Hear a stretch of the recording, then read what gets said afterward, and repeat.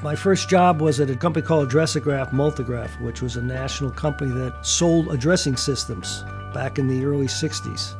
People used to maintain names on metal plates. They would emboss a metal plate. They would take these plates and put them into a machine, there'd be a ribbon on it and paper, and they would stamp it, and they would actually address a catalog or an envelope or whatever, and that's how it all basically started.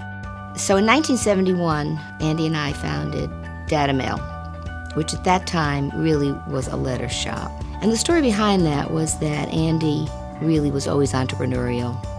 I thought that maybe we would go into a service business rather than selling someone equipment and machines and they had to hire people. We could do it as a service instead of them spending $10,000, $20,000 on equipment and having staffing. Why would an insurance company want to be in the mailing business? Why wouldn't they sell more insurance and have somebody do their mailing? He always was thinking about what do people need, what's the niche, and he felt that this would be a good one for us. So we started off with some used equipment.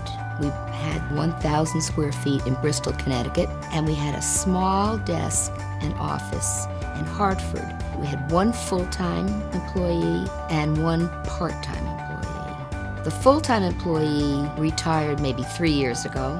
His wife worked for us, his son worked for us, and we have a lot of, actually, interestingly enough, family presence in our business.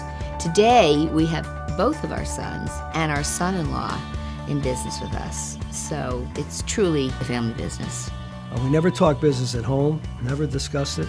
The boys all did other things prior to coming into the business for a number of years. My background was in strategic planning, and DataMail was starting to think about what the next 50 years would look like. I thought it would be a really great time for me to apply some of the skills I'd picked up and help the family company think about what the next few years would look like. Every one of us has a particular area that we really focus most, if not all, of our energy on, and there's a trust between each one of us. There aren't many companies like ourselves in the business anymore. I would say years ago that 90% were family owned. It's kind of special in that we can make quick decisions, we all get along. The hands-on approach is really the advantage to the family-owned business. Never have made a decision that everyone wasn't on board with, not one. It happens because we did have great mentors who set the right values, gave us the right goals, and allowed us to go out and do it. And that's made us want to do the same with people who work for us, and maybe one day with the next generation.